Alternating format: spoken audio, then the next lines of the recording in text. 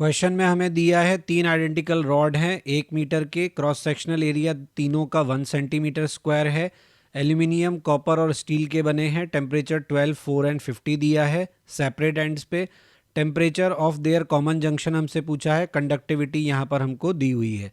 तो हमारे पास कंडक्टिविटी का वो टेम्परेचर ऑफ जंक्शन का फॉर्मूला है, हमने ऊपर देखा था। अगर लेंथ और एरिया सेम हो तो टेम्परेचर ऑफ जंक्शन को क्या लिखेंगे, K1T1 plus K2T2 plus K3T3 upon K1 plus K2 plus K3। K1 का वैल्यू हम लिख लेंगे, कैसे निकालेंगे, L अपॉन यहाँ पे कंडक्टिविटी। अच्छा, कंडक्टिविटी डायरेक्ट दी हुई है, हमें तो कुछ करना ही नहीं है, वैल्यू रखनी है, सिर्फ वैल्यू रखेंगे तो आंसर मिल जाएगा। तो इसे सॉल्व करने पर हमें मिलेगा 10 डिग्री सेल्सियस। फिर अगले क्वेश्चन में हमें कहा है थर्मल कंडक्टिविटी ऑफ ब्रिक दिया हुआ है और सीमेंट का दिया है। पूछा है कितना थिकनेस ऑफ सीमेंट हमारा हो जिसका इंसुलेशन उतना ही होगा जितना कि ब्रिक ऑफ थिकनेस 20 सेंटीमीटर का होगा। अज्यूम करने को कहा है कि एरिया दोनों का सेम है। तो यहाँ पे इंसुलेशन सेम बोला है, इसका मतलब ये है कि दोनों से rate of flow of heat क्या होना चाहिए, बराबर। पहले से लिखेंगे तो K1 A1 delta T1 upon L1, दूसरे के लिए लिखेंगे K2 A2 delta T2 upon L2। अब यहाँ पे ऑब्वियसली हम जब थर्मल इंसुलेशन दोनों का सेम देख रहे हैं तो सेम टेम्परेचर डिफरेंस के लिए देखेंगे, तो टेम्परेचर दोनों में क्या आ जाएगा, सेम। फिर कहा है एरिया भी सेम है, तो एरिया भी गया, तो क्या बचा हमारे पास, K1 by L1 is equal to K2 by L2। K1 दिया है 1.7, L1 हमें कितना दिया है, यहाँ पे ब्रिक का थिकनेस दिया है 20 सेंटीमीटर, तो 0.2 इसे ले लेते हैं। फिर सीमेंट की हमें कंडक्टिविटी कितनी दी है 2.9 और उसका थिकनेस हमसे पूछा है, तो यहाँ से L2 का वैल्यू हम निकाल लेंगे। तो अगर मीटर में लिखेंगे तो 0.34 मीटर और अगर सेंटीमीटर में लिखेंगे तो 34.2 सेंटीमीटर हमें मिलेगा। अब हम बात करते हैं दूसरे मोड ऑफ ट्रांसफ़र की। कन्वेक्शन तो हम डिस्कस करते नहीं, तो कंडक्शन के बाद हम डिस्कस करते हैं रेडिएशन। रेडिएशन वो मोड ऑफ ट्रांसफ़र है जिसमें हमें मीडियम की आवश्यकता नहीं होती। With the help of electromagnetic waves हमारा हीट एक जगह से दूसरी जगह ट्रांसफ़र होता है। All objects with temperature above 0 kelvin radiates energy continuously in the form of electromagnetic waves. फंडा इसका यही है कि सभी बॉडीज़ जिनके टेम्परेचर 0 केल्विन से ज़्यादा हैं वो हमेशा क्या करती रहती हैं, इलेक्ट्रोमैग्नेटिक वेव्स को इमिट करती रहती हैं, रेडिएट करती रहती हैं। ठीक है, अब हर बॉडी जो होती है, प्रीवोस्ट की थ्योरी ये कहती है कि हर बॉडी हर टेम्परेचर पे एक्सेप्ट 0 केल्विन ऑब्वियसली इमिशन और एब्जॉर्प्शन दोनों काम करती है, मतलब वो इमिट भी कर रही होती है और एब्जॉर्ब भी कर रही होती है। अगर हमारा टेम्परेचर सराउंडिंग से ज़्यादा है तो हम इमिशन ज़्यादा करेंगे, एब्जॉर्प्शन कम करेंगे, क्योंकि इमिशन ज़्यादा होने से हमारे को हीट लॉस होएगा, एब्जॉर्प्शन से हमारा टेम्परेचर गेन होएगा। तो अगर हमारा हीट लॉस ज़्यादा होगा तभी हम सराउंडिंग के इक्वल टेम्परेचर पे आ पाएंगे। तो जब हम ज़्यादा टेम्परेचर पे हैं तो हीट लॉस होता है, कम टेम्परेचर पे हैं तो हम क्या करते हैं, हीट गेन करते हैं। उसके लिए एब्जॉर्प्शन ज़्यादा करते हैं, इमिशन कम करते हैं। और अगर हम रूम टेम्परेचर पे ही हैं तो हम जितना इमिट करते हैं उतना ही एब्जॉर्ब भी करते हैं। अब बात करते हैं आइडियल ब्लैक बॉडी की। What do you mean by ideal black body? तो ब्लैक बॉडी क्या होता है, एक सरफेस जो कि एब्जॉर्ब करती है सभी incident thermal radiation at low temperatures, मतलब इसके ऊपर गिरने वाले सभी रेडिएशंस को ये एब्जॉर्ब कर लेती है ऑब्वियसली लो टेम्परेचर पे, क्योंकि इमिशन और एब्जॉर्प्शन दोनों होते हैं। तो जब ये कम टेम्परेचर पे होगी तभी एब्जॉर्प्शन का प्रोसेस ज़्यादा होगा और जितना रेडिएशन इस पर गिरेगा वो सारा एब्जॉर्ब हो जाएगा। जनरली क्या होता है, किसी भी सरफेस पर जब रेडिएशन गिरता है तो सारा एब्जॉर्ब नहीं होता है। क्या होता है, कुछ पार्ट एब्जॉर्ब होता है, कुछ पार्ट रिफ्लेक्ट होता है, कुछ पार्ट ट्रांसमिट होता है।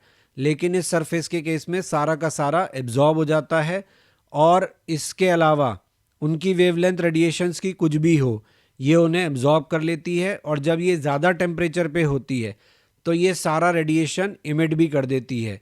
इसका मतलब ये अच्छे एब्जॉर्बर भी हैं और अच्छे इमिटर भी हैं। इसको हम कहते हैं ideal black body.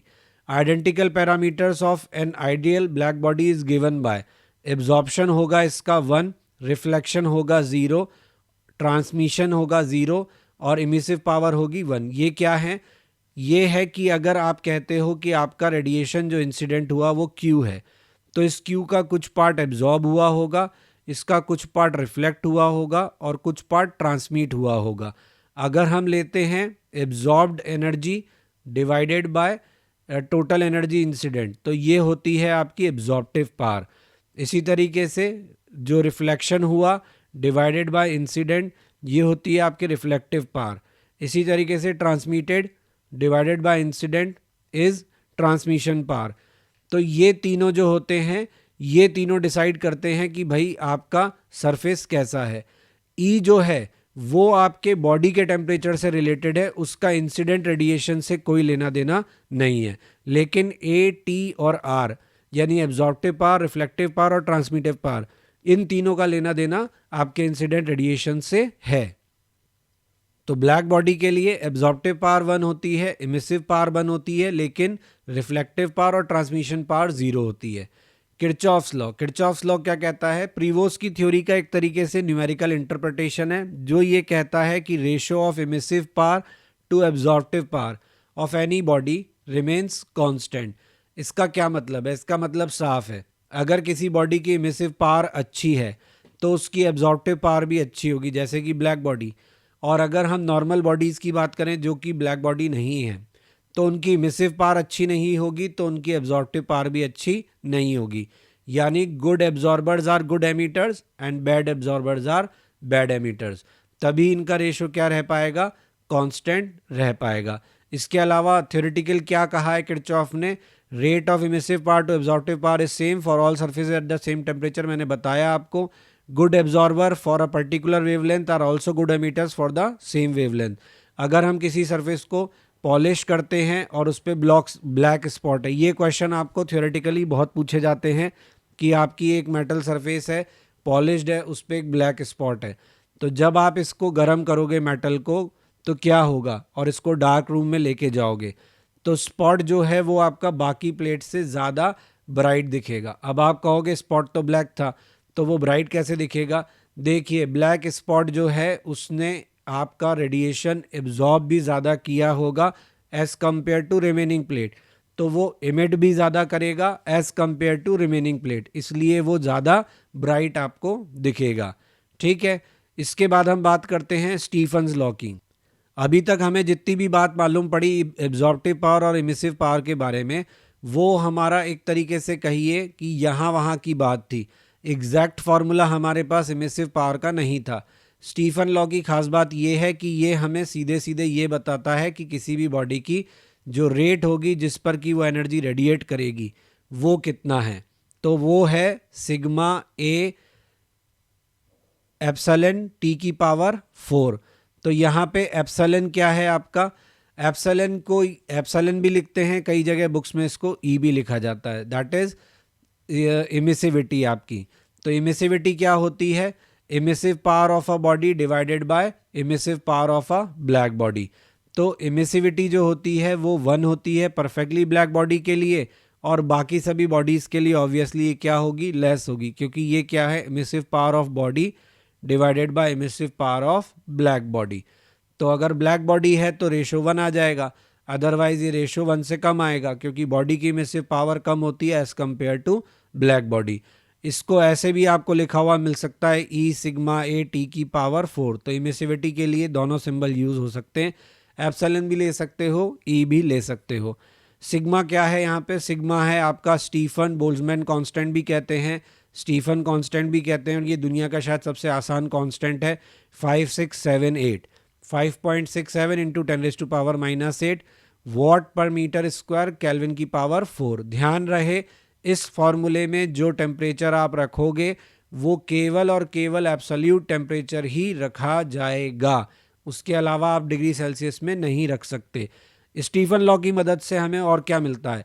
Stephen law की मदद से हमें मिलता है कि अगर हम कहते हैं बॉडी का हीट लॉस हो रहा है, तो वो क्यों हो रहा होगा?